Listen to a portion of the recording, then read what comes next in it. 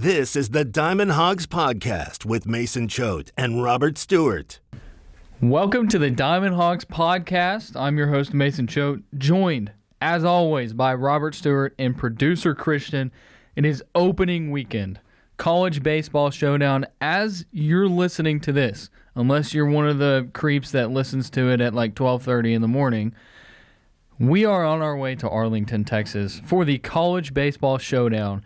The Arkansas Razorbacks will be playing at Globe Life Field starting against Texas on Friday. Hey, shout out to the creeps, though. If you listen 30 minutes after we post it, that's awesome. I mean, like, maybe creep isn't... I mean, you're diehard. That's what you are. Yeah. You listen as soon as we put the episode out, so thank you for that. Thank you for those who watch on the YouTube. Make sure to give it a thumbs up and subscribe to the YouTube. It's on the HawgBeat YouTube channel, HawgBeat.com. I'm the managing editor at HawgBeat.com. Robert's the baseball boy. We've also got Daniel Fair covering football recruiting and Jackson Collier covering basketball. So, a lot of good stuff going on at HawgBeat.com. We'll have plenty of baseball coverage for this weekend. But we got a lot to get to on today's episode. And we're going to have Connor Noland, former Arkansas ace. Great interview. Arguably our best interview on the podcast yet. And we've been doing, this is our third season. We loved it. A lot of good stuff from Connor. He gives perspective from a pitcher who was thrown into an ace role as Hagen Smith is now that Jackson Wiggins goes down with Tommy John. So we'll get to talk to him later.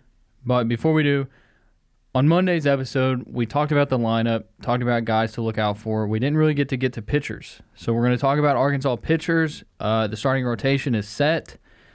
And we're going to preview some of the teams that Arkansas is going to play this weekend. So a lot to get to.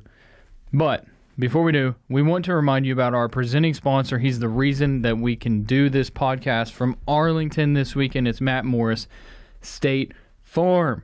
Just as your local State Farm agent combines good neighbor service with surprisingly great rates, you can combine your home and auto and life insurance.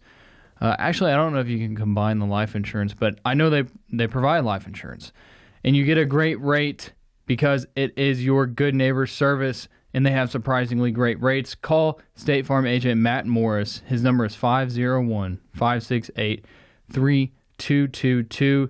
He's your go-to agent located in Central Arkansas for the service you deserve at the price you want. So give him a call and combine your home and auto, and then also get that life insurance you need with State Farm. Matt Morris, State Farm, 501-568-3222.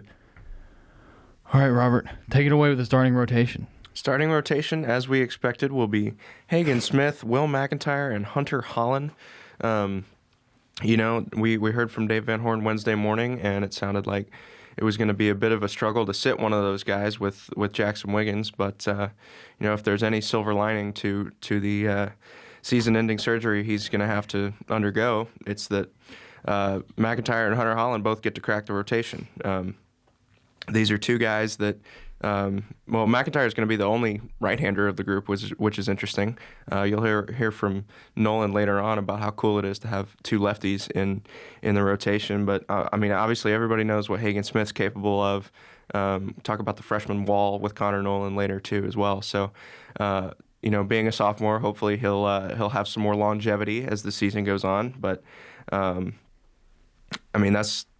You know what to expect from Hagen Smith if you've been listening, if you've been watching Razorback baseball for, 2022.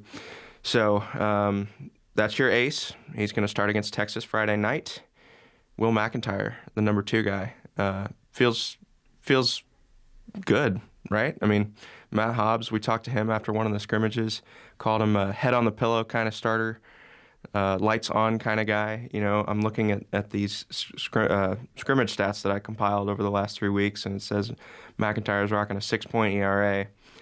I don't think you can worry too much about that. As we've mentioned a bunch of times, all these pitchers are just dying to face new competition. So, do with that what you will. I don't think it's super important. I would point to the 13 strikeouts that led the whole pitching staff to 1 walk. That's encouraging for sure. He's an SEC veteran at this point, right? He was critical to the Hogs down the stretch last year, and we saw him pitch in 2020 before things got shut down. So he's been around. He's definitely one of the veteran leaders on this team at this point. And then Hunter Holland, lefty, big lefty. You talked to him after a scrimmage, right? I don't think I got to talk to Hunter. He's tall. It's intimidating to talk to him. He's a San Jack transfer. He's been drafted before. He was committed to TCU, so he's a little bit familiar with the Big 12, I'm sure. He will be starting against Oklahoma State Sunday, so a little, I guess a fresh arm to face a familiar foe with the Cowboys there. Hunter Holland's good. I mean, it's tough to talk extensively about him when we haven't seen him in live game action, but he's impressed me in the 2 starts I've seen him have this winter, rocking a 3 ERA even, 8-to-1 strikeout to walk ratio, just 2 earned runs against, and actually I've got this score in front of me right here. It was 4 soft hit singles that led to 2 runs. So Hunter Holland, I think, is the real deal. We're going to see that this weekend against Oklahoma State, and I sure do hope that he's a guest on this podcast very soon, because he's a great talker and can provide you with a lot more insight than we can. Yeah. All right, there you go. There's the rundown of your starters. If you're looking at bullpen guys, I mean, are we going to say that, at least to start the season, Brady Tigert's probably going to be your closer? He's probably got a good chance. I've heard the name Gage Wood thrown around. I don't know how reliable that would be, as he is just a freshman, but he's shown flashes of brilliance during these scrimmages so far. I mean, I think Tigert probably makes sense because he played the role last year. You sort of know what to expect with him. He and Zach Morris in particular are 2 guys that have struggled during these scrimmages, but again, I'm not going to panic until they struggle during real games, right? Yeah. So I think the guys who have been here before, you got to trust them and, give them their innings, Morris and Tigert in particular. And then two transfers who I find particularly interesting are Cody Frank. You may recall that name because he got the loss during the Charlie Welch home run game in the 2021 regional against Nebraska. Cody Frank has been, he's not a hard throwing guy, but he pumps strikes in there. He's got a good mix of pitches. I honestly can't tell you what he throws. We were having this discussion the other day. It's like it's just a mix of a lot. Well, yeah. What we've heard from some of the guys is that Cody Frank does not throw a fastball. It's just all off speed. But he lives on the black. And and it's just I feel like he's going to be really tough for opponents to hit. Oh yeah. He's probably going to have I don't know. When I think of Cody Frank, I just think like Cole Ramage 2.0, to be quite honest with you. I don't know if he's going to throw as many innings as Ramage did last year, but I think of him as like that same type of pitcher, just like less speed and just like all off speed, you know? Right. Yep, for sure. Aside from Jackson Wiggins, who only got to pitch 1 inning during the winter, Cody Frank is the team leader in ERA, 1.69 through 5 1/3 innings. So, small sample size, but still impressive that, they're this far along and playing against themselves, and he's still able to prevail like that. And then the other transfer that gets talked about a lot is Cody Adcock. Came in from Crowder College, started his collegiate career at Ole Miss, actually pitched against the Razorbacks in the 2021 SEC tournament. Shout out to those of you who remember that. 7.5 ERA, 8 walks to 4 strikeouts. The numbers, you can go look at his junior college numbers and his numbers at Ole Miss too. They've never really been impressive, but we are hearing a lot of hype from Dave Van Horn. Yeah. I mean, that's the thing is you're throwing out all these names, and it's because this is, even without Jackson Wiggins, the deepest pitching staff that Dave Van Horn has ever had, according to the man himself. Right. That's not just us saying that. And so, they have a lot of guys with experience, maybe not at Arkansas for some of them, but a lot of guys with experience in the bullpen. And then they also have, you mentioned Gage Wood, Cooper Dossett's a guy that he wasn't healthy in the fall, and he really hadn't thrown until the past 2 weekends, right? Something like that. Yeah, he didn't throw. He logged 3 appearances during the winter and none in the fall. Yeah, we were talking about this Wednesday, after Van Horn's press conference. I think an interesting comparison for Cooper Dossett. I'm not sure if it's Dossett or Dossett. We've never really gotten a clear answer on that. It's like the Neville. Right, exactly. But we know it's Mason Neville, so right. I was right. It's not. Yeah, Christian says Stovall. Stovall. Anyway, Cooper D. We'll call him that until we get a. I think it's Dossett. Okay, we can go with that. We're gonna go with Cooper Dossett. It's last year. What was his name? The Auburn dude. What was his name? Sonny DiChiara. We call him DiChiara or whatever for like 2 weeks. Yeah, that was awful. No, Anyway. it was awful, but I mean, like, best walk-up song in college baseball. Yeah. So I hope he's playing for Team Italy in the World Baseball Classic. We'll circle back he to that. should get to Christian. play for them just for his walk-up song. Anyway, Cooper D. out of Harbor High School, in-state kid. An interesting comparison for him is Brady Tigert, because Tigert didn't throw in the fall last year, and then so nobody really knew him. And then as a freshman, made his appearances and made them count. So Yeah. I wouldn't be surprised if we see a similar freshman track from Cooper Dossett. Another freshman that I really like is Sean Fitzpatrick. Oh, yeah. A weird, Crafty lefty. a weird throwing. I mean, he's got a weird release. He's not going to blow you away with the fastball. It's just the way that it comes off. It's just so, I guess, not natural. What is the word I'm looking for? I can't think. Unorthodox? Unorthodox is one, but he's got a great delivery that I just like to watch it, to be honest with you. He's got the long blonde hair. I think, I guess I just like the way that, he looks on the mound, not like attractiveness. I like the whole thing of him pitching. I like watching him pitch. His presence. His presence, yes. I like that. So I don't know how many innings, any of these freshmen are going to get. I think if you're talking about a freshman who's going to get a lot of innings, it's going to be between Dossett and Gage Wood. Sure. Those are probably your two guys. Circling back to Fitzpatrick for a minute, I don't think you're going to see a lot of innings from him. I do think you'll see a lot of appearances from him. You think? Yes. He led the squad over the 7 open scrimmages in appearances. Thursday, Saturday, Sunday of last week, he all pitched. He pitched all 3 of those games. He's not going to give you longevity. Like he's not. You shouldn't expect to see him for more than probably 3 or 4 outs, right? I've heard an Evan Taylor comparison. Yeah. He's going to be that lefty that just you need to face a left-handed bat. One batter maybe all he gets, and he'll be effective. Well, don't think Evan Taylor and think this dude's going to look like Evan Taylor on the mound. Sean Fitzpatrick is 6 foot 165. Correct. Like, Evan Taylor is a big boy. Friend of the podcast, by the way. Okay, we need to talk about some names that people are probably thinking in their head. Hey, they haven't mentioned this guy. What's going on? Austin Ledbetter, Dylan Carter, Cody Adcock, and you might have said these and I wasn't listening to you. I got Adcock. Oh, you got Adcock? Okay. But Ledbetter and Carter are 2 popular ones on our message board of like, hey, what's going on with this guy? So let's kind of go through those 2. Dylan Carter had a great summer league. Yes, he did, and he had one incredible outing.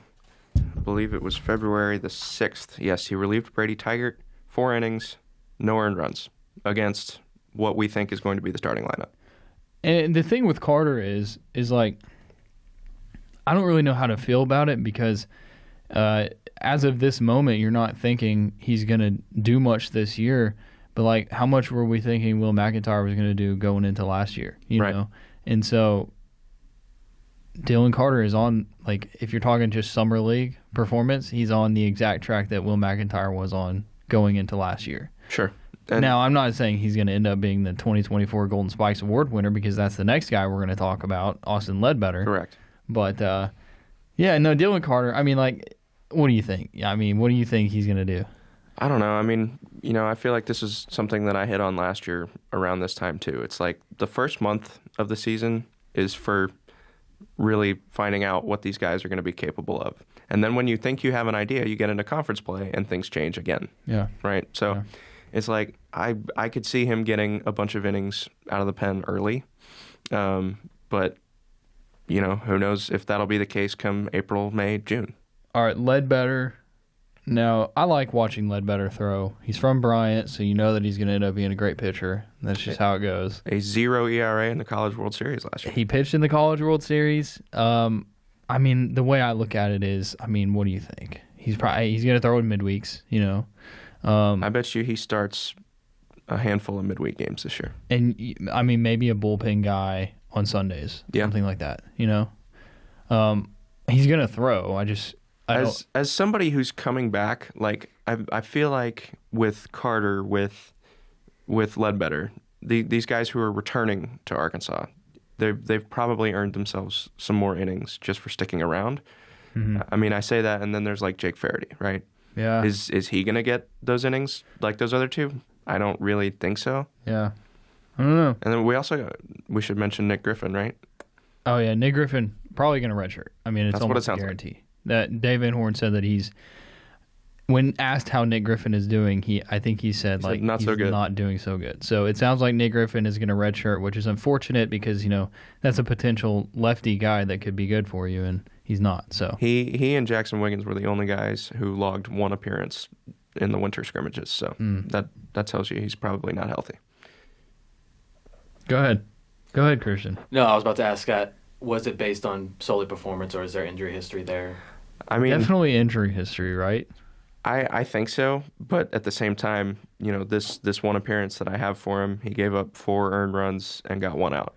So he redshirted his first year due to an injury. I don't know what it was. I feel like he's had Tommy John before. I think he has. Let me ask Andrew Hutchinson because he would know. Should we call him live on air? Yes. Call Hutch. He'll probably pick up. If he doesn't pick up, that's going to be really embarrassing. Yeah. Here we go. Hutch. A special guest for the people.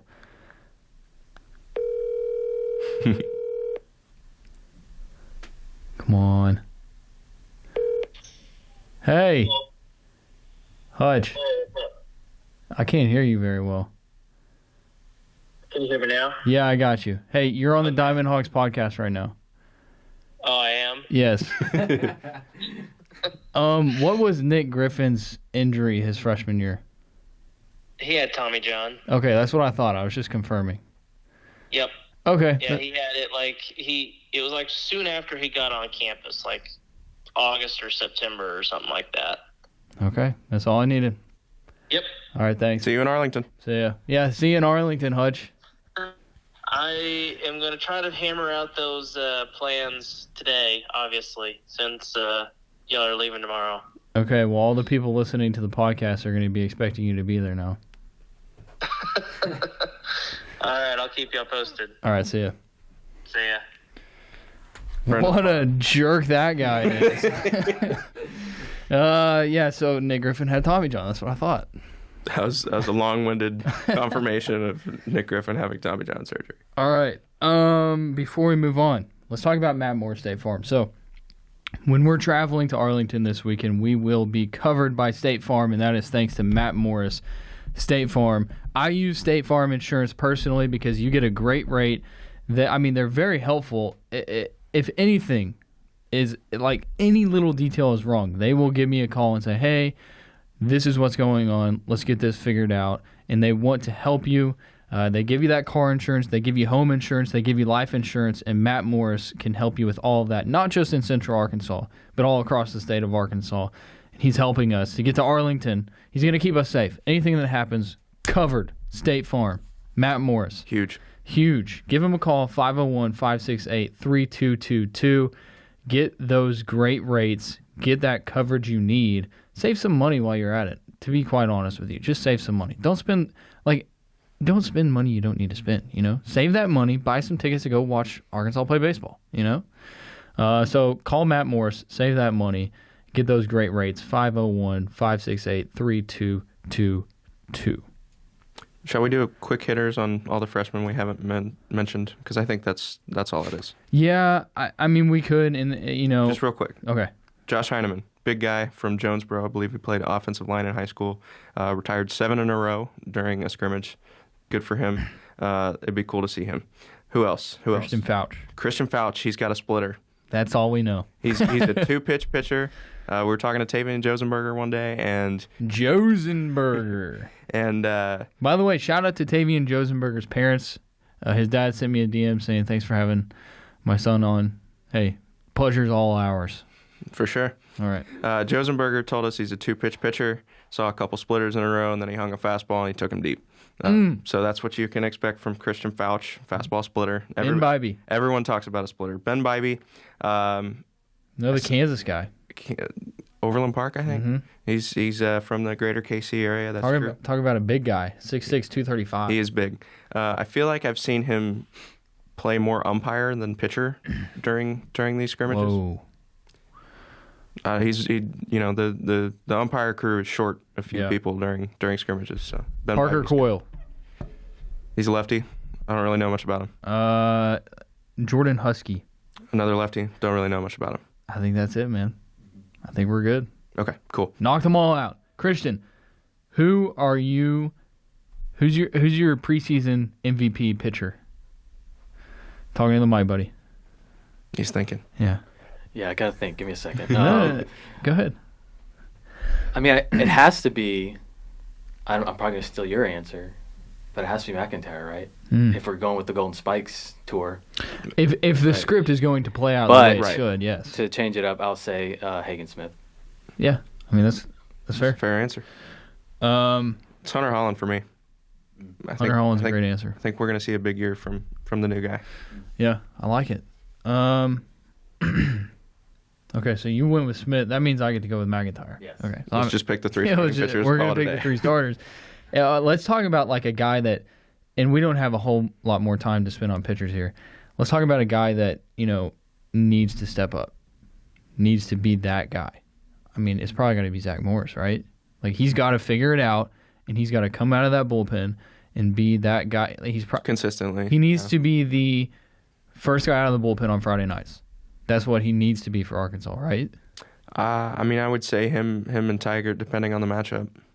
And the thing about Tigert is, like, we don't know exactly what the role is going to be. I don't even think Dave Van Horn knows, because when we asked him, he was like, well, you could do all this, Right. you know? I mean, when we got Hobbs a week or two ago, I asked him straight up the same question that Van Horn got asked, like, do you know what you're going to do with the back end? And he was like, we have an idea, but we need time during the season to flesh things out, right? Yeah. Okay. Let's move on to the College Baseball Showdown. And if you want to hear about all the lineup, the hitters, projected lineup, all that good stuff, go listen to Monday's episode of the Diamond Hawgs Podcast with Tavian Josenberger. Reminder, we are having Connor Noland on here in a little bit, but before we get to him, we need to talk about these teams that Arkansas is going to be playing at the College Baseball Showdown. Let's throw a quick plug in there for HawgBeat.com, because we've got a full lineup breakdown in there, and Friday morning I will have a scouting report on the 3 Big 12 opponents up. Yep. So go to HawgBeat.com. HawgBeat.com. I have a full breakdown of every person that we have in our projected lineup, including bench players who could find their way into the lineup. We also have breakdowns of pitchers that we did earlier in the year. We broke down the starters, the returners, the transfers. I don't know if we ever did a freshman story, because at that point we didn't really know. Sure. Okay. Shall we start with the Longhorns? We shall start with Heston Toll in the Texas Longhorns. Your Friday night starter? Not really. That was a joke on the. We were all shocked when he's who's the name of the head coach? David Pierce.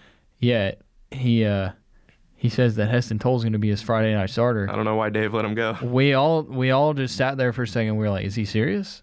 And then, of course, he wasn't. No offense to Heston Toll. Like, we like Heston Toll. His sister sponsored our podcast with Toll Sports Management. So I also think he had the best song on the team last year. I Got Mine by the Black Keys. Great song. Anyway. Okay. Pitching for Texas now. All right. Go ahead, buddy. Your ace for the Longhorns is going to be left-hander Lucas Gordon. He is a junior with Texas. He was, I believe I wrote that he was a 16-game starter for Texas in 2022 on their run to Omaha. I thought it was interesting that he did give up 8 total runs in his super regional start against East Carolina and his Omaha start against Texas A&M. But other than that, very, very impressive season. that if it weren't for those 2 games, I'm sure he would have a sub-3 ERA, probably a sub or very close to sub-1 WHIP through 85 innings. So, he's an established starter at this point. It feels like a big question for Arkansas last year was being able to hit left-handed pitchers. We'll get a chance to see that opening day. Yep. I mean, if you're looking for a positive, at least you added a left-handed starter that you've been facing a lot, right? Who's supposed to be really good in Hunter Holland. So, right. At least maybe you have more experience than you did last year. Preseason. I don't know. I guess, yeah. Texas, as far as their lineup looks, very different. I mean, they started the season unranked in the D1 baseball poll. I know Christian was a big Ivan Melendez guy. Hispanic Titanic, 2022 Golden Spikes winner. Should we observe a moment of silence for Texas not having the Hispanic Titanic anymore? Okay. All right. Anyway, very different lineup for the Longhorns. I saw a Kendall Rogers tweet the day that the rankings were released. He was talking about 3 freshmen in particular, Jalen Flores, Jared Thomas, and Max Bellieu. Belyeuu. Yep, 100%. Not try to stress myself out too much about that. Anyway, all 3 were top 30 players coming out of Texas, according to Perfect Game. For comparison, Arkansas freshman Jason Jones was number 3, and Sean Fitzpatrick was number 38. Thought that was an interesting note. Nice. But those 3 guys for the Longhorns, they're all position players. I would expect that they all are good for Texas. Yeah. Well, hey, I mean, there's gonna be a ton of fans there for this game. Oh yeah. Arkansas, Texas, Globe Life Field. The Arkansas fans are gonna travel, and then of course the Texas fans. What a great matchup for Friday night. Both teams coming off College World Series appearances. Absolutely. Should be great.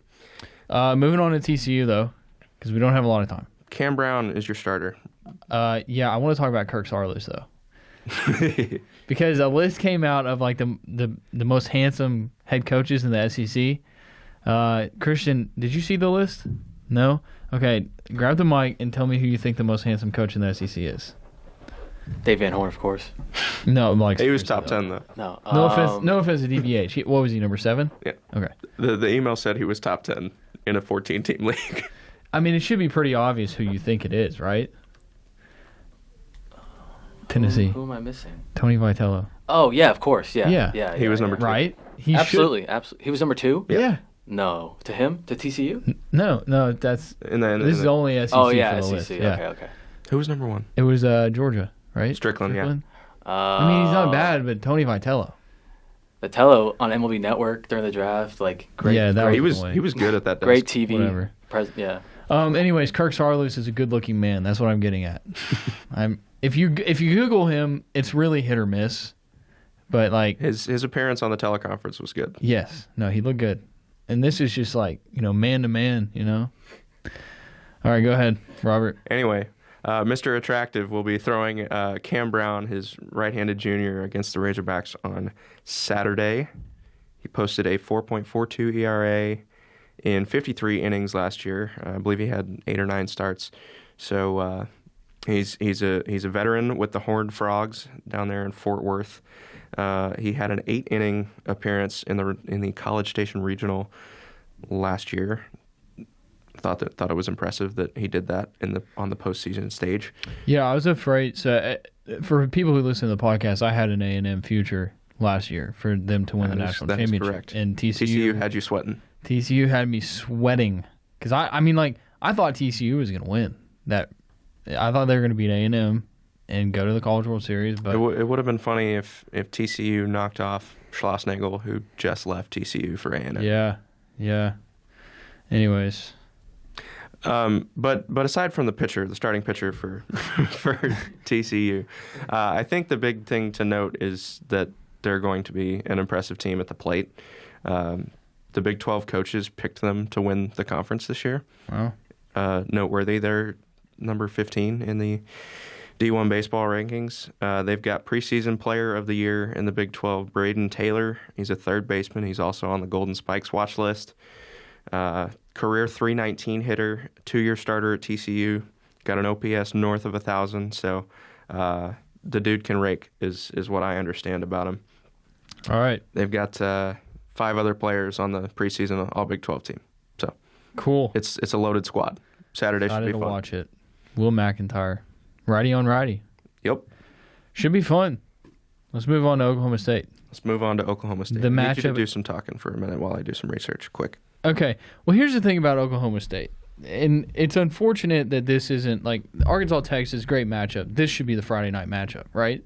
Like, can't we agree that, like, based on just the way that regional played out, if you're Flow Sports, like, I don't think Flow Sports has anything to do with the scheduling for this, but by the way, it's going to be on Flow Sports. Sorry about it. Just listen to the Diamond Hawgs podcast and you don't have to watch the game. We'll have you covered.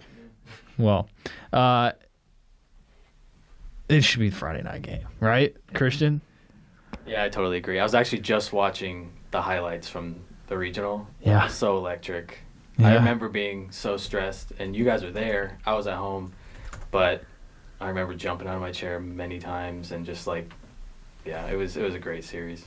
Yeah, it was. Go ahead. All right. So I can tell you about the Oklahoma State has not officially announced a starter as of noon Thursday. But we'll keep you filled in on HawgBeat.com if that changes. I have a source telling me that the starter will be Jansen Keisel. He is a right-handed pitcher. Transfer from Brigham Young. He was a freshman last year. That would be BYU. Correct. 4.27 ERA in 9 starts, 46 innings. 58 strikeouts to 25 walks, 1.5 whip as a freshman at BYU last year. All right, let's get to Rock Reggio. Rock Reggio. Yeah, that's the thing about Oklahoma State is we don't really need to scout them because everybody surely remembers. By the way, I listened to a podcast, or not, I saw a clip from a podcast. I didn't listen to it. Rock Reggio was on it, and he was talking about, the whole drama thing of him prancing around third base, and he said, I don't know if I believe it or not, but he said that, he wasn't really thinking. He just did it. He wasn't trying to be disrespectful or whatever. And then the next time he hits a home run, he sprints around the bases. He said that he did that because he didn't know if the ball was going to get out, so he was running hard. And by the time that it got out, he just had committed to it already. Take that with what you will. I think the guy's a liar. Whatever, dude. You're straight up lying. You guys were a bunch of punks that whole series. So, it should be fun. It's unfortunate that it's in the 2:30 slot on Sunday. People are gonna watch, but I don't know. It's just not. That has Friday or Saturday night written all over it. Yeah, I'm excited to watch Hunter Holland though. Yes, I think he's going to please a lot of fans. As far as the rest of Oklahoma State goes, Nolan McLean, you remember him because he came in and promptly blew the game. Yeah, but he was really good at the plate. At the plate and in the field, he's a darn good hitter. He's a darn good third baseman. I was about to say he played at third base, right? Yes. Okay. Anyway, he's on the Golden Spikes watch list as well as their ace. Well, he's their ace? No.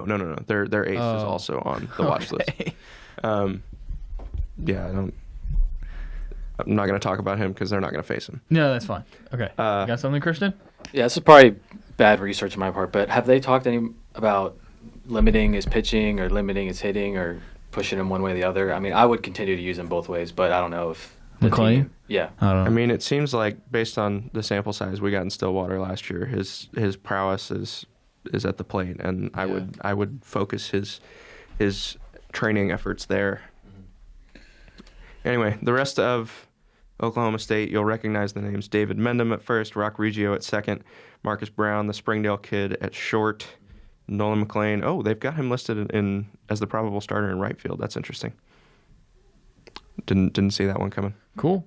Anyway, those are the names that I recognize on the OSU probable starters list. All right. Number 9. Oklahoma State's number 9, so we'll get a top 10 matchup on Sunday. Yeah, very excited. Look, we're running long. Hopefully people are driving to Arlington and listening. Nothing better to do. They have nothing better to do. We have a great interview with Connor Noland coming up. Before we do, let's go ahead and do our predictions for the weekend. I have my season prediction, like my week by week season prediction coming out. Maybe today on Thursday. I don't know. It depends on if I can get it done or not. Definitely before the game on Friday. I have them going 2-1 this weekend. I think that's fair.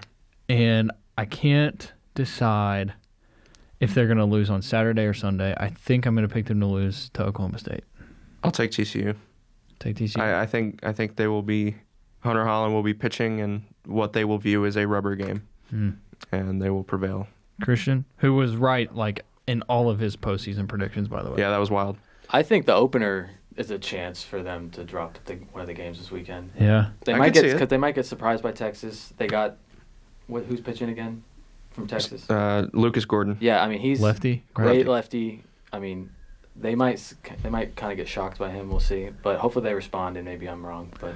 Well, you bring up a good point, and we've talked to a lot of these guys, a lot of new faces, some JUCO guys, a guy like John Bolton from Austin Peay. When we talk to them, I'm thinking specifically to when we talked to John Bolton, he was like, yeah, I've never played in front of more than like 1,000, 2,000 fans. It's going to be an adjustment for a lot of guys. So it's like, okay, you're going from that. If you're Caleb Cowley, you're going from playing on crappy fields in JUCO in Florida to the bigs. To you're literally playing at Globe Life Field where the Texas Rangers play baseball in your first game. Like the lights could be really bright, but also you got a guy like Hagen Smith on the mound where it's like he's been there and done that. He's been there and done that. Yeah. And on the biggest stage in college baseball. Right. So I wouldn't be surprised. I think Christian brings up a good point. Texas being unranked, they have the potential to turn a lot of heads this year. But regardless, we're going to be watching baseball this weekend, and that's awesome. Yeah. Watching the Wednesday night basketball game against Texas A&M was just dreadful. I was on the verge of tears, like thinking about how happy I was going to be Friday night. Robert, you kept texting our group chat, and you were like, hey, baseball on Friday. Oh, and I was like, dude, you keep saying this, but I have to finish this basketball game. Like... I mean, I was sitting there enduring it too. Like I wasn't doing as much work as you were, but dude. It's I'm so ready for baseball, but it's like from my perspective, like I'm thinking of it like yes, baseball is here, but from a perspective of like my job, I still have to cover basketball and spring football's right around the corner. So football. Not ideal. Anyways, Connor Noland coming up. Before we get to Connor Noland, Matt Moore, State Farm. Our boy. Everything on here is brought to you by Matt Moore, State Farm. By the way, he's really good at basketball from what I've been told. Like, I've talked to people who've played basketball against him in high school, and they said he was just one of the greatest basketball players they've ever seen. Anyways, now he's really good at insurance. So, Matt Moore, State Farm, he's your great, I'm not even saying good neighbor. Like, State Farm says good neighbor, he's a great neighbor. Like a great neighbor, Matt Morris is there. Yes, that is good. That is good. He's gonna have to do that every time. You are. You have gotten yourself into this. Oh, man. Hey, speaking of which, you know how for Monday's episode I put that bad picture of Robert on the cover? Oh yeah, man. love it. Did you see the comment on Twitter? No. Somebody said that Preston Birdsong said that every episode it needs to become like a worse picture of Robert every single time. It's progressively worse throughout the year. But it's like they can only get so bad, Like we started with the bar so low. Yeah. Also, my wife felt bad for you, so I appreciate that. Maybe throw in one of those like Snapchat filters on one of them and just like Yeah. do some like funny yeah. Maybe I'll look into that. Okay.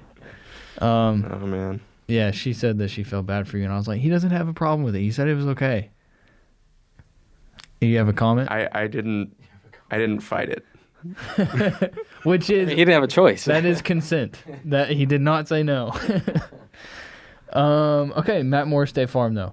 He's going to be helping us get to Arlington, and if you're on your way to Arlington, you need some coverage, or you're thinking, hey, I pay way too much for my car insurance. Well, call Matt Morris. He'll give you a great rate, and he'll hook you up not only on car insurance but on home insurance and life insurance as well. So that phone number is 501-568-3222. And now, former Arkansas ace, Connor Noland. You're listening to the Diamond Hawgs Podcast with Mason Choate and Robert Stewart. We now welcome on Connor Noland, former ace for the Arkansas Razorbacks. I mean, listeners of this podcast are very familiar with him. We really wanted to get him on last year, it just never really worked out. Connor, thank you for being with us. First of all, first question, how you doing, man? You're with the Cubs now. Doing good.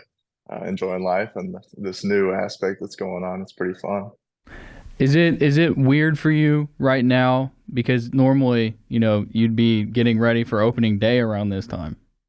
Yeah, it's pretty weird. I mean, I threw a bullpen for the first time last week, so I'm kind of behind schedule, and I'm so used to having fall ball and this whole buildup, so it's definitely weird being on the other side. Curious about one aspect of life in pro ball in particular. We had Casey Opitz on last year, and he was telling us that he and Franklin were rooming together. I can't remember if they were still in spring training. Maybe they were because of the whole lockout deal. But have they invited you to live with them yet? Or is that going to happen? Is that going to be a Razorback reunion? It hasn't happened yet, but that might be down the road. So we didn't get to talk to you after you got selected by the Cubs. Just what was that feeling like? And now you've been part of the system for a while now. Just how's that whole situation going for you?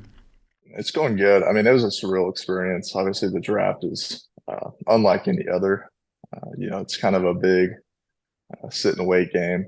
I mean, you have to wait for phone calls, and then you get the wrong team at the wrong time, or the right team at the right time. So it's a stressful event, but I'm really enjoying it. I didn't know if I was going to be back in Arkansas or if I was going to be here. So it was definitely a waiting game and a game of not knowing what was going on. But I'm enjoying where I'm at. So Dave Van Horn tells us all the time that there are a lot of former pros or former Razorbacks, current pros like yourself that come in during the off season, work out in the facility. Were you one of those guys this year? Yes, I was. I was there for basically the whole off season until I had to report for minicamp. So 4 months working out of the facility was really good. We had a big group of guys there this year, and for them to do that for us is really special, and it kind of brings everybody back, and you kind of get to catch up with everybody every year. Got a little two-parter here for you. Who were some of the other guys who were some of the other pros that were there with you? And then did you notice any new faces for the Razorbacks that stuck out to you? We had a big group. I mean, Michael Turner, you had Evan Taylor, obviously back, just drafted, Opitz, Lyle Lockhart, the Kevin Kopps. There's so many names. It's basically everybody either pops in or is there for a long time. But yeah, I got the opportunity to watch a couple of the scrimmage games. Obviously, they played the Rangers fall ball team, or I don't even know what they exactly call that. But I actually lived with Hudson Polk, so I think he's probably one of them that sticks out. Obviously very good defensively, but he was swinging the bat really good this fall. He's fun to watch and a great dude. But I think the other one that's gonna catch a lot of people's eyes, Caleb Cali, really physical, big dude, can swing the bat, a lot of pop. So I think if he translates what he did in the fall to the spring, he's gonna have a good year. All right, I'm gonna ask you about Hudson Polk later, but I wanna get to this because the unfortunate news of Jackson Wiggins, he's probably not gonna pitch again for the Arkansas Razorbacks. You went through this same situation that Hagen Smith is going through when Peyton Paulette went down last year. Just what's going through the mindset, for Hagen, and what was your mindset last year when you're kind of thrown into a different role than you were expecting? Yeah, it's just adaptation. Obviously, this one's a little closer to the season. So I'm sure that roles were probably already pretty much in place and everybody kind of knew where they were at. So he's probably going to have to either just continue what he's doing or maybe it's just 1 or 2 days off that are on the weekend. But I think just going out there and knowing that you got to get the weekend going the right way. You want to get off on the right foot. I mean, obviously Friday's a big day. You get a lot of momentum going into the rest of the weekend on that day. So it's a lot of weight to carry, but I think if anybody can do it, as we saw in the postseason last year, Hagen Smith can step up and fill those shoes however needed, and the whole pitching staff really. I mean, you miss one guy, but that takes a lot of innings out of the year that somebody else has to fill. So We did it last year, and I hate it for Jackson, but um, it's a big opportunity for a lot of other guys that maybe weren't going to see as many innings. Have you been able to speak with Jackson or Hagan since all that went down? I have not yet. I know Jackson's probably getting overran with texts and calls, but um, I'll do it when the time's right. I mean, I don't want to be the guy that's just butting in at the wrong time, but uh, I definitely have some things to say to them. But that's one of those deals. They got a lot coming at them right now and a big week. I think the last thing they need to hear is from a has-been like me right now. I'm curious what you remember about your experience personally in 2021 when you went to this event in Arlington. I remember I went. It was a lot of fun for me. That Texas Tech game in particular. Yeah, it's a great event. I mean that stadium alone really opens eyes, and it's a great place to be playing baseball. But I mean, they got a good schedule. The three big teams in OSU, I think. What's the first game? Texas. Texas. Yeah, I mean, anytime you get that kind of competition in the first weekend, you're really going to find out where you're at quick. Okay. So as far as being an Arkansas Razorback, getting ready for the season, what's that process like, from a team perspective? Because we see it. We go to the scrimmages. We see guys get better, guys struggle. Just from a player perspective, how is it with the coaches? How hard is that leading up to opening day? It's difficult. I mean, you're trying to earn a role, and it's kind of like all the pressure's on right then. It's the fall. You're trying to figure out where you're at, and then the spring is really where you test everything out. You should be in your prime state to be ramped up for season, and the coaches are telling you where you're at, where they think you fit into the team, and you're trying to do that every weekend when you go out there and pitch in these scrimmages.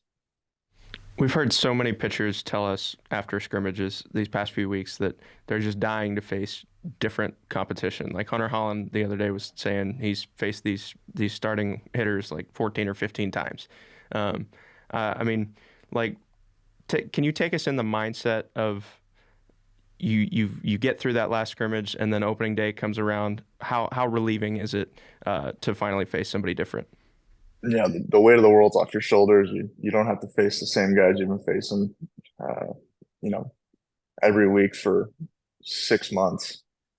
There's always those guys that have the beat on you, and you can't seem to figure out a way to get them out. Mine was always Braden Webb, but every year it's like one guy. He's always just, whenever that guy comes up, it's an automatic hit. But it's just new blood in the water and a fresh experience. I think it's just you do the same thing over and over every day for however long, and you're just ready to actually get in the action. Another thing that has been a topic of discussion is there's been a guy like Zach Morris. He seems to have really struggled here in a few scrimmages and during the fall. But I don't know. We saw what he did in the postseason. It seems like, when the lights come on, he should be fine. But when a guy is struggling in those preseason scrimmages, is that something to worry about, from a pitcher perspective? I don't think so. I mean, there's a lot of guys that struggle in scrimmages, and they might have their preseason pitfalls, but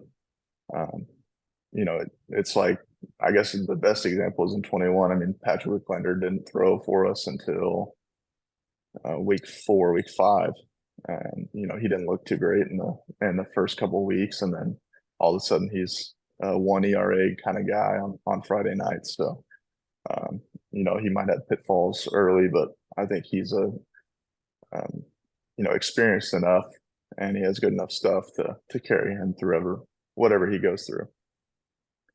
We had Matt Goodhart on this podcast a bunch of times last year, and he gave us a pretty good crop of Kevin Kopps stories as somebody who used to live with him. You mentioned him earlier. I'm curious if you have a favorite Kevin story.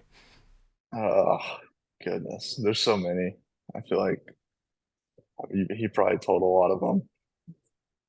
I don't know if I have a good one. I just think that Kevin it was so funny seeing his demeanor during the games. I mean, he's such a calm, even keel guy, and then he gets in the game and it's late, crunch time, and he's over there just locked in, laser focused, and it's hard to see those two sides of him. Obviously, the one that's the nice guy that'll shake your hand and goofy, and then laser focused golden spikes guy. I think so. Goodhart told us the story about Kevin playing Minecraft with his dad. Jort Boss. That was a good one. And then Zebulon Vermillion told us that they were rooming together on one road trip, and Zeb was like laying on the bed eating pizza, and Kevin was over there doing push-ups the whole time, making him feel awful about himself. So that was Kevin knew how to do it. He always he would come into practice and he'd have his Whole Foods container and his little green shake, and everybody's over there just kind of eating whatever they want. And he definitely was strict on his diet, and he was making some people feel bad. But actually, I got one good one for you. So every week, Kevin would bring donuts on game days. On Fridays, he'd bring a big batch of donuts and chocolate milks and energy drinks and all this stuff, but he'd never touch it. So we always had this thing that he was kind of setting up the competition to eat the donuts, and he's over there eating his Whole Foods. That's pretty good. I don't know. I don't know if he had something going on, but he figured it out. Maybe he was just being a nice guy, I mean, you said he's a nice guy.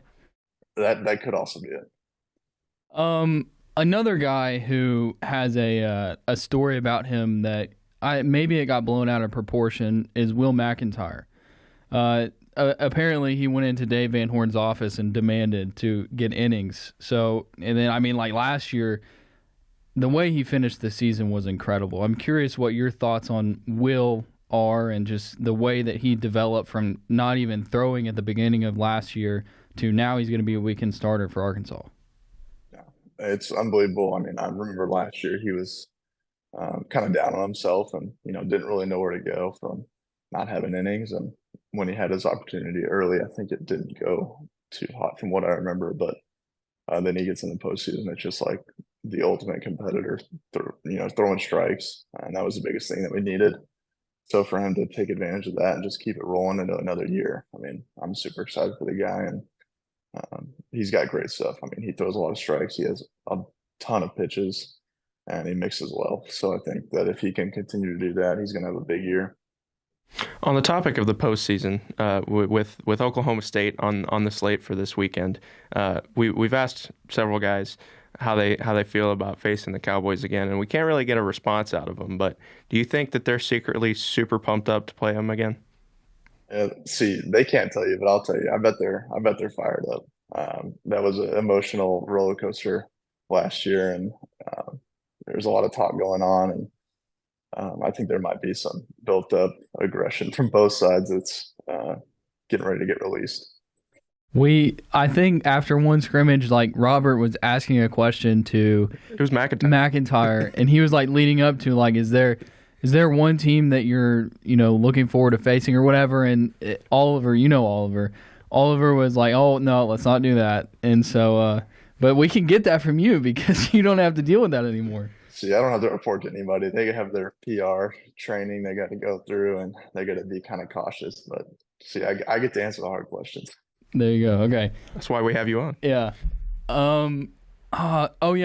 Speaking of the postseason, you took a couple of line drives in the postseason, and that was a big story. Like Connor Noland, tough guy. What was that like? I mean, did you have some pretty bad bruises after that? Yeah, I was bruised up. I was sore. I mean, in the moment, it's like you have so much adrenaline that's pumping through your veins that it doesn't. I could have got hit by a truck or something. I'd been fine, but then you sit there for about 5 minutes after the end, and you're like, "Oof, man, I'm gonna feel that one tomorrow." But it was fun. I mean, that's what baseball's about. Just kind of doing whatever you have to do to get an out and helping the team win. So I think I'm the only person that's ever got hit twice in the same inning, but I don't know if they keep that stat on the book. I remember Kevin Kopps called you a gamer on Twitter, so that's got to count for something, right? Yeah, I'll take Kevin's compliments. One more question about the postseason for me. obviously I'm sure this had to be tough for you in the moment. The pitcher's duel with Dylan DeLucia there at the end. But now that so much time has passed, have you been able to reflect on that game? And like, have you ever pitched in a better pitcher's duel? I don't think so. I think if I was talking to somebody soon after that game, that's what baseball is all about. You go out there, you give it your best, and the other guy does the same thing. And you might throw a decent game, but that guy's on today, and he was definitely on. I mean, that guy was tearing it up. So I think I couldn't have imagined it going any better, in a sense of how I wanted to pitch the game. But that's how it goes. The other team put the bat on the ball, and you can't win when you don't score. So it's like it's one of those things where you go back and forth about, oh, what could I have done? But I'm pretty at ease with that one.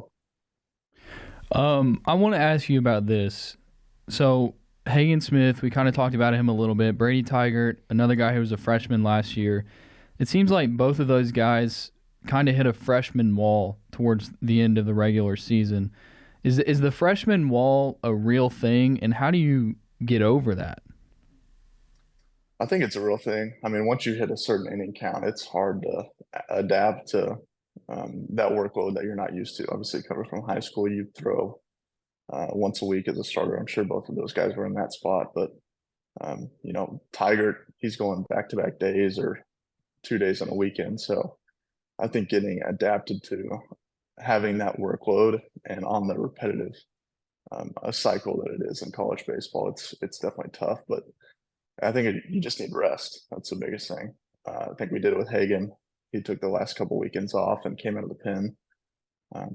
He still threw, but he wasn't eating 70 or 80 pitches. So I think that's the biggest thing. Just get a guy a little bit of rest, kind of refresh, throw a couple bullpens, and hopefully it's better the next week. There's one more guy I want to ask you about, and that's Hunter Holland, lefty from San Jac. The guy brings experience. He has starting experience too. He's been drafted, been committed to A&M, TCU. I'm curious your thoughts on him from maybe having been around him when you were in Fayetteville, and how you think he can help this rotation with Wiggins out now. Yeah, I think that he's huge for the team. I mean, I think everybody dreams about having two lefties in a starting rotation that can pump it up there pretty hard. I think he has every aspect pitching wise. I mean, he throws hard. He's got good stuff, and like you said, experienced guy. He's been around. So for him is he throwing on Sundays? I think that's going to end up happening. Yeah, he threw the last scrimmage, or he started the last scrimmage, which was on Sunday. So that tells me he's throwing against Oklahoma State. It's a great spot. I mean, Coach Van Horn always figures out how to anchor that staff with a guy that's got experience and can handle those big moments. It's always those 1-1 series where you need that third starter to really take the series. So I think it's a big spot. I'm excited for him. All right. I have a couple questions about catchers. So you mentioned Hudson Polk. You said you roomed with him. What was that about? And I mean, it seems like, the catcher spot's still kind of a question mark, but I guess you got to know him. Do you feel like he's going to do a good job for Arkansas?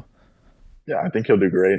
I think he's really good defensively, good at framing the ball. I think he's going to pick up a lot of strikes for us, and that's the biggest thing. In the past, we've always had a catcher that steals a few in those big moments. Obviously, Opitz was the best at it. I mean, Michael Turner followed that right up with unbelievable year. So I think having a catcher that defensively is solid, I think Hudson fits that mold, and he can swing it too. I saw him put a couple over the fence, and apparently he got robbed the other day too, from what I've seen. He did. That's right. Hunter Grimes in right field. Grimes. That's devastating. Okay, I have to ask you this question, and you can choose not to say anything. But as we talked about, you don't have the PR. The Michael Turner thing in the postseason with the radio host, all that. Would you like to comment on that? I mean, I don't even know how to start with that one. But I mean, it helped us win, I think. I mean, it was kind of the inside the team joke. It was like, oh, Michael Turner's a rental player, like kind of just giving him earful, but I think it was good for us. I mean, as bad as it might have been outside of what people thought about that situation, it was kind of got him going. I think he kind of loved it and kind of needed someone to doubt him at some point. So, as you saw in the postseason, he kind of just took off. I mean, it was bizarre. He had one of the most unbelievable postseasons. I didn't. Nobody who was there and listened to his comment, after what game was that in the SEC tournament? I don't even remember. I think it was when y'all got bounced in Hoover. Yeah, he made some comment about social media, and we didn't think anything. Like, honestly, we agreed with it because some people were ruthless on social media, and then of course, that radio host goes and says that, and Dave Van Horn made a joke about it at his Swatters Club, saying that helped you guys. So was that, you said you guys joked about it, but did everybody kind of just like sit down and say like, okay, well, this is fuel that we can add? Yeah, I mean, everybody's got pretty thick skin. I mean, there's not we hear a lot of stuff. I mean, there's a lot of things get thrown at you during the year, and you can hear the worst about you if you get on Twitter, but it wasn't so much I don't think Michael took it really personally. I think it was just kind of got under his skin enough to fire him up, and there definitely was a talk of like, just use everything as fuel. We got bounced real early in the SEC tournament. We looked like a elementary school team out there, but we turned it around pretty quick, and it worked out. Yeah, no, it was really fun to watch you guys. I gotta ask this as well, and you can choose not, because you don't have the PR. Like, I'm taking advantage of the situation. I posted the video from the Dave Van Horn Tony Vitello argument earlier today, because we're recording this on Wednesday. What went through the locker room with that situation? That was one of the most crazy things. See, the problem with my end of the story is I was in the bullpen, so I was coming out late, so I didn't really hear any of the banter that was going on between them. But obviously that was a pretty crazy moment. I mean, it was almost a full-out brawl, and yeah, Evan Russell standing on the middle of the field, like yelling at us to come over there and fight, like after we already beat them. But yeah, I mean, I think it was some back and forth early in the week, and I think it kind of just trickled over after we beat them. I mean, tempers were flowing and a lot of emotion in that one moment, but I'm sure Coach Van Horn probably has his side of the story that's a little bit better. Yeah. So there was that. There was last year when I asked Robert Moore about how it felt to be in first place, and then he took the question to, we're going to turn some heads against that team in the East. And I think I'll take a little bit of the blame because I posted the clip and then I didn't expect it to go off like it did. So if Robert Moore is listening to this, and maybe you could tell him for me, like, I'm sorry, I didn't mean to like make people not like him. Well, Robert took it to the ultimate extreme of all extremes, and it's not like he's just some random guy and saying a little clip. That's a bold statement, and that puts a little target on your back, I think. And I think Arkansas media is normally like, let's keep it down, like let's try to just play the game. And I know Coach Van Horn pushes that a lot, but Robert definitely went off the rails on that one. That definitely was not the answer I was trying to evoke with that question. Yeah, but anyway, I mean, but you got Tennessee on the schedule in April this year. I imagine everybody in really the baseball world, not just college baseball, has to have that one circled. Yeah, it's exciting. I mean, two big programs. They got a ton of good players, and I know their transfer portal success was up this year. They got a lot of good guys, and I think our fans love it. Their fans love it. Why not just do it every year? So, okay, so on the topic of Tennessee, is there a team, it could be Tennessee, but is there a team that you just really did not like to play against? Like the team you hated to play the most? Gosh, I hated playing Vanderbilt. I feel like every year they had my number, even since freshman year. I mean, I always struggled. We played there my freshman year. pitched horrible, didn't even feel like I knew what I was doing. And then last year, it was just like something goes wrong, and then you make one bad pitch and you're down 3 runs.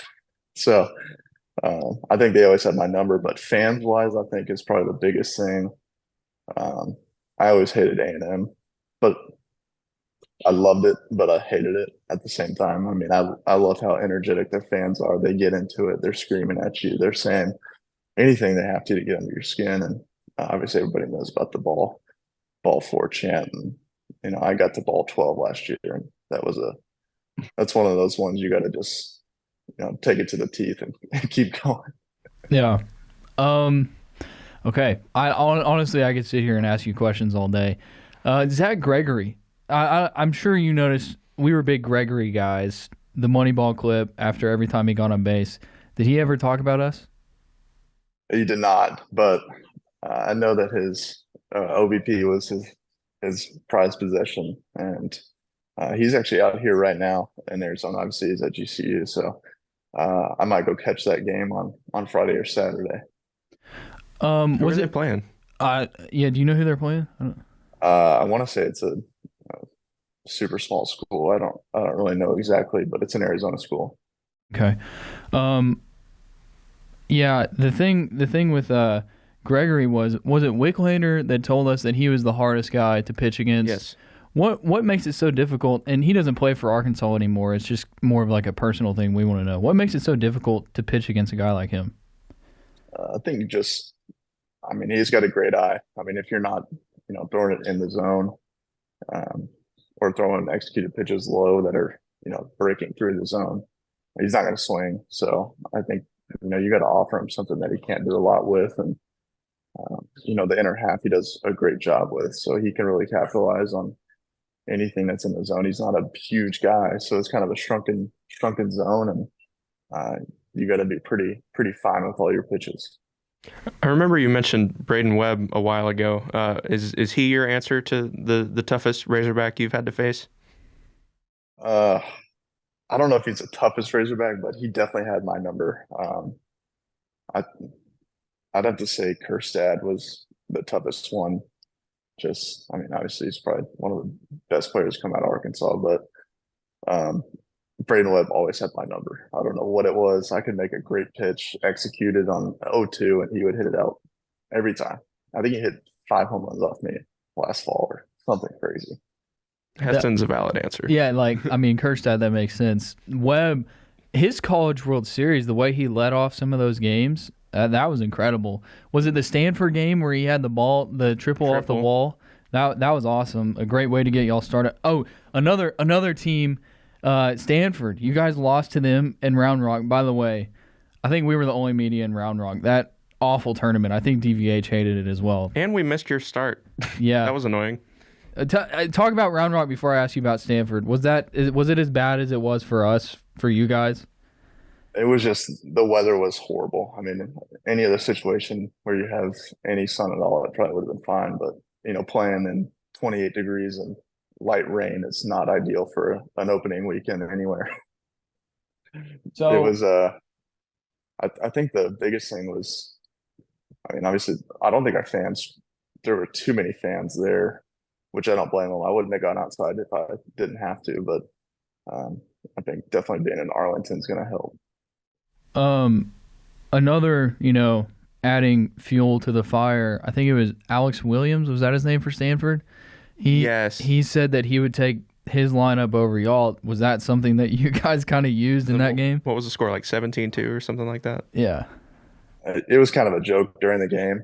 After we got up a ton, I was kind of just kicking it around to our position players, just saying, yeah, I guess they were right.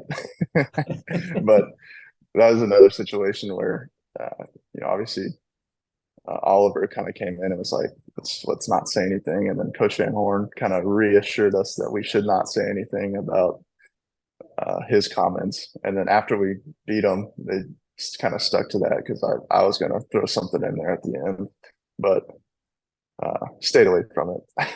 Dang it, man. That would have been so good. You can't get those moments with with everything. You get on camera one time, it's stuck there forever. Yeah. Especially in the spotlight of the College World Series. Yeah, there's a different magnitude in Omaha. I think my last question for you, and this has been awesome. We're definitely going to have you on again. I want to ask about Brady Slavens because we know he had the elbow. It was the elbow issue last year. I'm sure he was struggling with that at times, but it seems like, he's healthy. He's ready to go. Didn't get drafted. Do you have high expectations from him this year? I think that very high. I mean, he's rested. He's fully recovered now.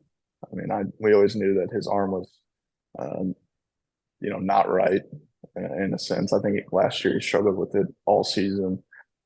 So for him to get that right and then have all this time to train and just get his body ready, I think, taking time off sometimes what you need. And in his situation, he's going to be ready to go. I mean, he didn't play. I don't know how many games he played in the fall. It might not have been any, but yeah. So, I mean, I think the guy's itching to play, and it's one of those deals where I think if he starts out hot, it might go for a while.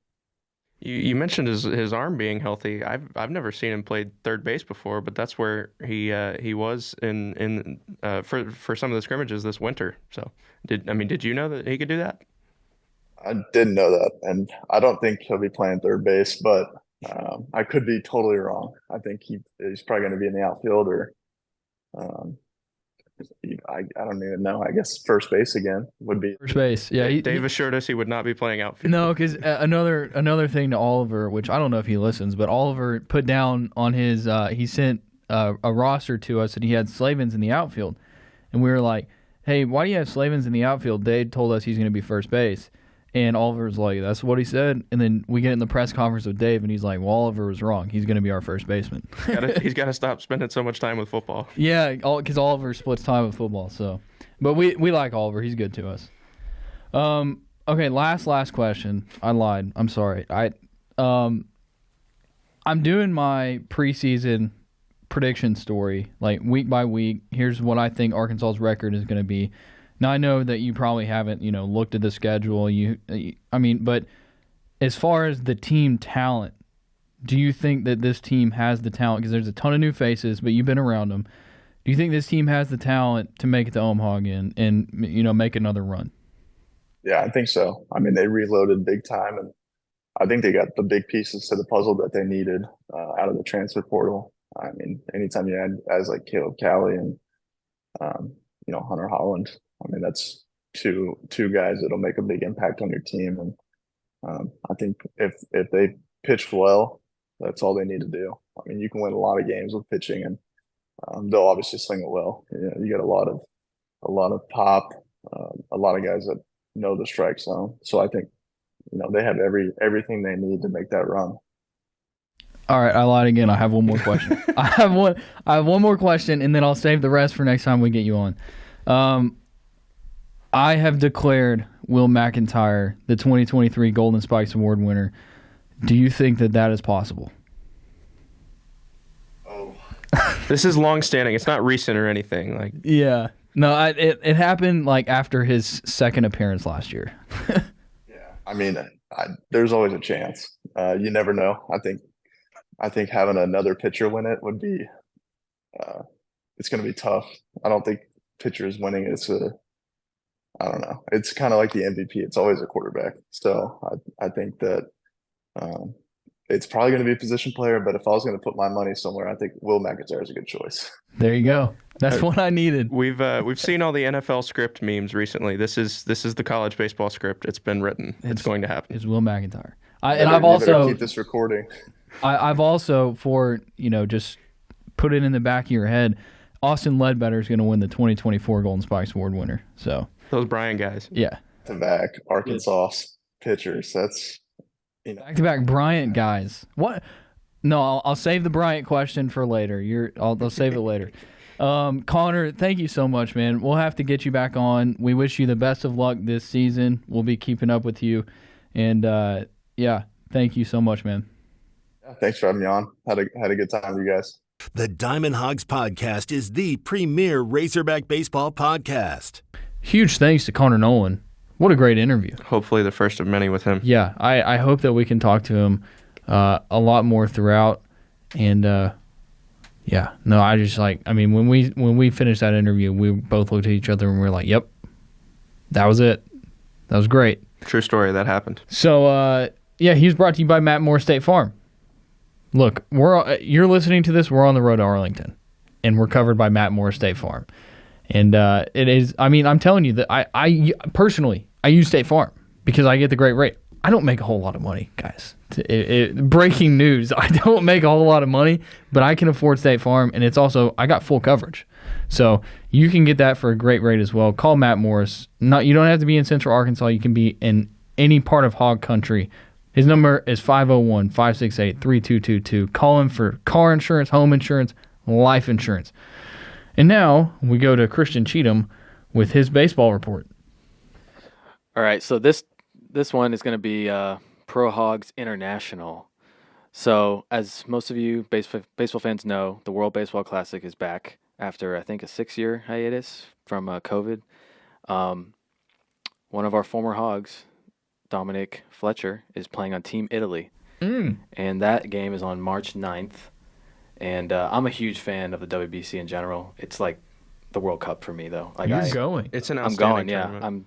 The plan is to go to Phoenix for I forgot what group it is, but USA's group stage game. 3 out of the 4 games we're going to be there. So I'm excited to see that. But Italy will be playing in Taiwan against a lot of Asian teams, so China, Japan, as well as Cuba and the Czech Republic will be out there. But yeah, so if you want to see some Pro Hogs in international play, check out Team Italy and also Team USA, and the Dominican is stacked as well.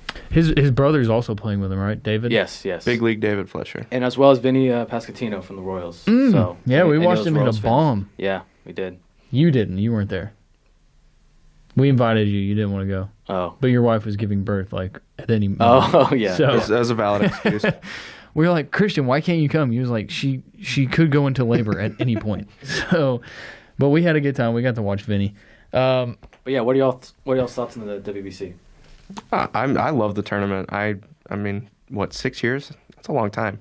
I've forgotten because I haven't been exposed to it, but I always love international sporting events, and it's good that baseball has one because it's a very international game, despite the makeup of the Arkansas roster.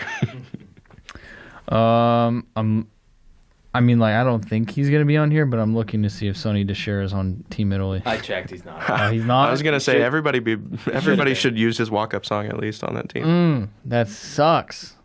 Anyways, well, I'm glad that you get to go, Christian, and maybe we'll have you do a report on Dominic Fletcher while you're there. International correspondent, Christian Cheatham. International. We'll have you do a stand-up report, the mic, the suit, everything. Sure. All right. Okay. Everybody enjoy watching Arkansas baseball this weekend. It's back. We are back. It's going to be on Flow Sports, though, so that sucks. Hey, if you're on your way, safe trip. We'll see you there. Yeah, no, definitely hit us up in our DMs. I'm at Choate Mason. He's at drstew32 on Twitter. We'd love to meet you. We'd love to hang out, whatever it is. So just let us know. All right. We'll talk to everybody after the Texas game. It'll be a late one Friday night. Yeah. Woo! All right. See you then. You've been listening to the Diamond Hawgs Podcast. Follow the guys on Twitter at Choate Mason and at drstew32.